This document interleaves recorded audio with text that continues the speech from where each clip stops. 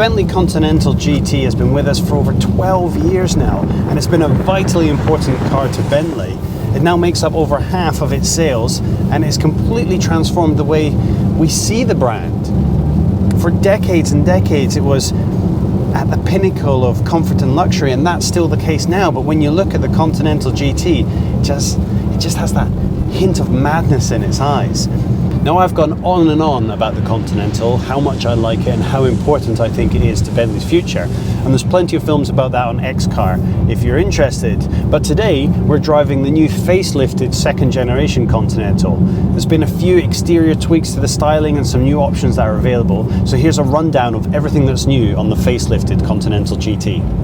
Up front, there's a new bumper, smaller radiator shell and new fenders. The Continental GT was already the bad boy in the Bentley lineup, but these tweaks certainly add an extra bit of snarl to the overall package. The more sculpted look is a welcome departure from the last Continental GT and a huge leap forward from the now dated looking original from 2003.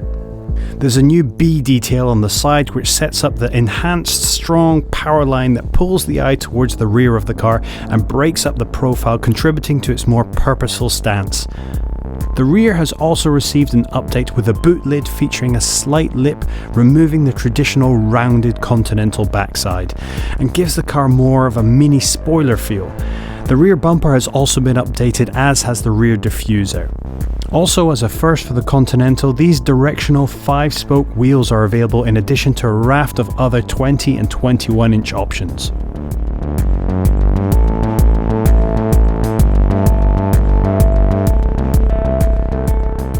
One of the only things I've ever complained about on the Continental GT were the paddle shifters. I always thought they were too high up and they had this horrible plasticky feel that didn't seem at home in the Bentley.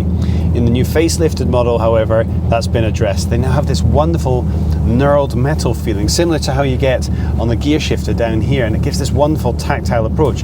They're also slightly larger and lower down, so you can actually grab them from a 2/4 driving position, which is exactly where you need them when you're throwing it about. And of course, the interior is still that top level of quality design and artisan craftsmanship from some of the most talented men and women in the industry.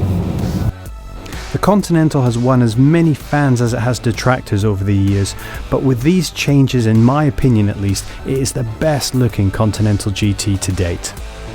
And that's it. That's how to spot the new facelifted Continental GT. And of course, that's all wrapped around an incredible V8, or in this case, an amazing W12 engine connected to an 8-speed ZF gearbox, which just so happens to be my favorite combination of engine and gearbox in the world. But for those of you who watch XCAR quite a lot, you'd have known that already.